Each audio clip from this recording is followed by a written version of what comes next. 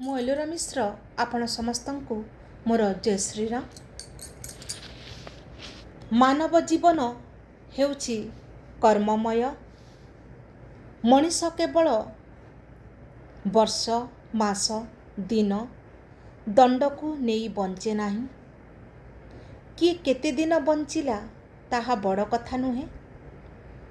ମଣିଷ ତାର ଜୀବନରେ କ'ଣ କରିଛି ତାହା ହିଁ ବଡ଼ କଥା। ଆୟୁଷ ଜୀବନର ମାନଦଣ୍ଡ ନୁହେଁ, କର୍ମ ହେଉଛି ଜୀବନର ମାନଦଣ୍ଡ। ଏହି କର୍ମ ହେଉଛି ପଞ୍ଚବିଧ, 5 ପ୍ରକାର। ତା ହେଲା କର୍ମ, ଅକର୍ମ, ବିକର୍ମ, କୁକର୍ମ ଏବଂ ସୁକର୍ମ। ପୁନର୍ବାର କର୍ମକୁ 2 ଭାଗରେ ବିଭକ୍ତ କରାଯାଇଛି: ନିତ୍ୟ ନୈମିତ୍ତିକ କର୍ମ ଏବଂ କାମ୍ୟ କର୍ମ। ଯାହା ଦୈନନ୍ଦିନ କରାଯାଉଛି ତାହା ନିତ୍ୟ କର୍ମ। ଜୀବନରେ ଯାହା ଥରେ କରାଯାଏ ତାହା ହେଉଛି ନୈମିତ୍ତିକ କର୍ମ। ଉଦାହରଣ ସ୍ୱରୂପ ବିବାହ, ବ୍ରତୋପନୟନ, ମୃତ୍ୟୁକାଳୀନ ଅନ୍ତ୍ୟେଷ୍ଟିକ୍ରିୟା ଇତ୍ୟାଦି। ଯେଉଁ କର୍ମ କାମନାର ସୃଷ୍ଟି ତାହା ହେଉଛି କାମ୍ୟ କର୍ମ। କର୍ମ ଯେଉଁ ପଞ୍ଚବିଧ ତାହା ଆମେ ଆଲୋଚନା କରିବା। ପ୍ରଥମେ ହେଲା କର୍ମ, ଯାହା ଆମେ କରୁଛୁ। ଦ୍ୱିତୀୟରେ ହେଲା ଅକର୍ମ, ଏହାକୁ ନିଷ୍କାମ କର୍ମ ବି କୁହାଯାଏ। ଯେଉଁ କର୍ମ ସ୍ୱାର୍ଥ, କାମନା ବାସନା ପ୍ରଣୋଦିତ ନୁହେଁ ତାହା ହେଉଛି ଅକର୍ମ। ତୃତୀୟରେ ହେଲା ବିକର୍ମ, ଯାହା ଶାସ୍ତ୍ର ଅନୁମୋଦିତ କର୍ମ ନୁହେଁ ବା ଯେଉଁ କର୍ମ ଶାସ୍ତ୍ର ବିରୋଧୀ ତାକୁ କୁହାଯାଏ ବିକର୍ମ। ଚତୁର୍ଥରେ ହେଲା କୁକର୍ମ, ଯାହା ସ୍ୱାର୍ଥ ପ୍ରଣୋଦିତ ଏବଂ ଇନ୍ଦ୍ରିୟ ତୃପ୍ତି ନିମନ୍ତେ ଉଦ୍ଦିଷ୍ଟ, ତାହା ହେଉଛି କୁକର୍ମ। ସୁକର୍ମ, ଯାହା ଶାସ୍ତ୍ର ଅନୁମୋଦିତ ତାହାକୁ କୁହାଯାଏ ସୁକର୍ମ, ଏହାକୁ ବିକର୍ମ ବି କୁହାଯାଏ। ଏହି ସମସ୍ତ କର୍ମଯୋଗୀମାନଙ୍କ ମଧ୍ୟରୁ ନିଷ୍କାମ କର୍ମ କରୁଥିବା ଯୋଗୀଙ୍କୁ ବା ମଣିଷକୁ ଭଗବାନ ଭଲ ପାଆନ୍ତି।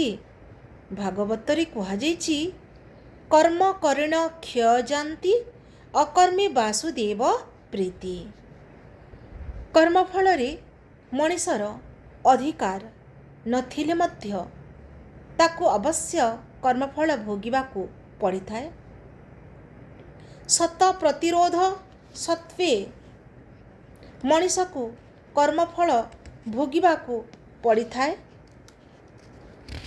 ଏହି କର୍ମଫଳ ପୁଣି 3 ଭାଗରେ ବିଭକ୍ତ: ସଞ୍ଚିତ କର୍ମ, ପ୍ରାରବ୍ଧ କର୍ମ ଏବଂ କ୍ରିୟମାଣ କର୍ମ।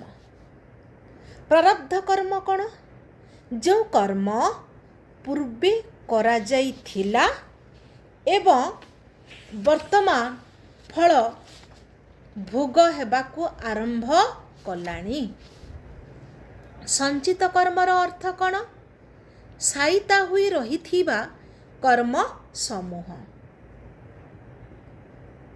କ୍ରିୟମାଣ କର୍ମ ଅର୍ଥାତ୍ ବର୍ତ୍ତମାନ କରାଯାଉଥିବା କର୍ମ। ସଞ୍ଚିତ କର୍ମର କେତେକାଂଶ ମଣିଷର କର୍ମ ପ୍ରବଣତାରେ, ଅଭିରୁଚିରେ, କର୍ମଦକ୍ଷତାରେ, ପ୍ରବୃତ୍ତି ତଥା ଅଭିଳାଷରେ ପ୍ରତିଫଳିତ ହୋଇଥାଏ।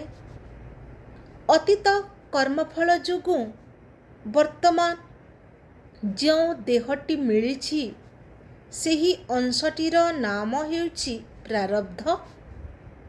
ସେହି କର୍ମର ଫଳ ପରିପୁଷ୍ଟ, ପରିପକ୍ୱ ହୋଇ ରହିଥାଏ, ଯାହାକୁ ବର୍ତ୍ତମାନ ଭୋଗ କରିବାକୁ ପଡ଼ିଥାଏ। ଏହାକୁ କେହି ବି ବଦଳାଇ ଦେଇପାରିବେ ନାହିଁ।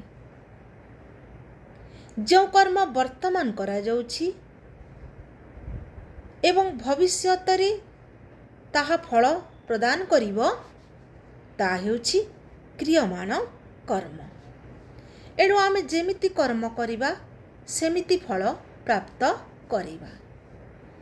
ଆମେ ଆମ୍ବ ମଞ୍ଜିଟାଏ ମାଟିରେ ପୋତିଛୁ, ସେଇଟା ଆମ୍ବ ଗଛ ହୋଇ ଆମକୁ ଆମ୍ବ ଫଳ ପ୍ରଦାନ କରିବ। ଆଉ ସେତେବେଳେ ଯଦି ଆମେ କହିବା ଆରେ ପଣସ କେମିତି ହେଲାନି, ଆମ୍ବ ମଞ୍ଜି ଯେହେତୁ ଲଗେଇଥିଲା ଆମ୍ବ ହିଁ ତ ଫଳିବ ନା। ଏଣୁ ଯେମିତି କର୍ମ କରିବା ସେମିତିଆ ଫଳ ହିଁ ଆମକୁ ମିଳିବ। ଏଣୁ ଆମେ ସମସ୍ତେ ନିଜର କର୍ମ ପ୍ରତି ସଚେତନ ରହି ବେଳ ଥାଉ ଥାଉ ସାବଧାନ ହୋଇ ରହିବା ଉଚିତ। ଜୟ ଶ୍ରୀରାମ।